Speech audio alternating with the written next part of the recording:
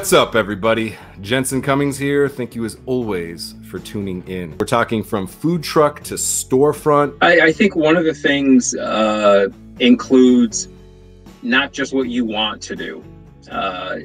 You have to find the need first. You know, it's playing to, once again, it's finding what's needed, not just going out there saying, I just want to sell something. It's seeing, you know, where you could possibly, you know, squeeze your way in.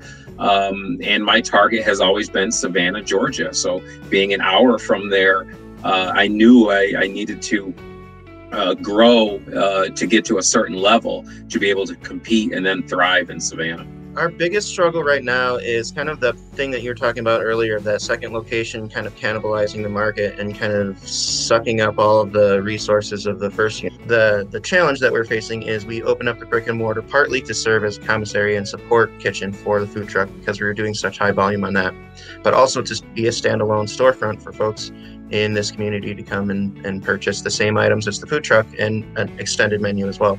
The challenge we're having is getting folks in the door at the brick and mortar, right? Well, there's an old saying, Eric, if you grow a monster, you got to feed it.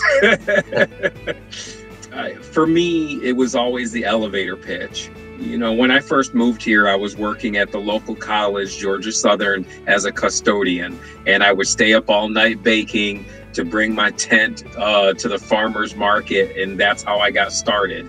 And at the college, I always had a target in mind, and I always had an elevator pitch.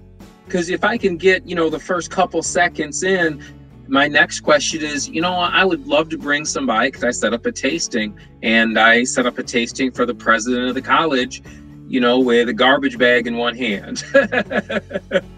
So after that tasting, then it just started snowballing. But really, you've got to use your network. And, you know, my dad always said, if you lay down with dogs, you get fleas. So it's who you spend time with.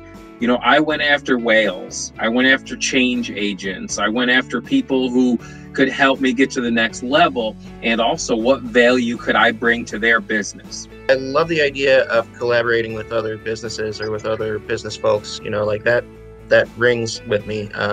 One of the examples that I am kind of been marinating in my brain over the winter time here is that we've been doing a couple of food truck appearances at a local distillery where they make really, really good bourbon. They're whiskey acres. We actually have a couple of dates booked with them already, but the idea being of making like our regular barbecue sauce and using their bourbon, having like a smoky bourbon barbecue sauce, and then using that for our pulled pork. So that's kind of that like cross-pollination of like their bourbon in our sauce in the pork that you can get and have that kind of like multiple experiences in one. You are not alone. That's what I'm hearing. You are not alone. You've already talked about on this episode, we've talked about it multiple times, that you put your intent out there, you communicate, you stand for something, people find you. I think one of the best advice I've ever gotten about why you work for yourself is because you get to choose whatever 16 hours a day you work. You know? But you know, Chef, I think you would use the term, it was something about changing from owner to operator. You know, you got to know when to delegate, and a lot of time is when your back's against the wall. Eric, I'm just going to throw in, I love what you're doing. Your pictures made me hungry. Yeah, that's it. You know, awesome. People buy with their eyes. But also, again, I would stay up all night baking, and I was thrilled when I had 2 hours left to sleep. I was like, oh, cool, it's 3 o'clock, I'm gonna sleep for 2 hours. But I always made sure I had samples, because if to buy with your eyes is one thing, but like you mentioned, the crayons, if you're over there with a family and you just gave them, you know, 5 minutes where kids are trying something, and kids will hurt your feelings because they're honest, right?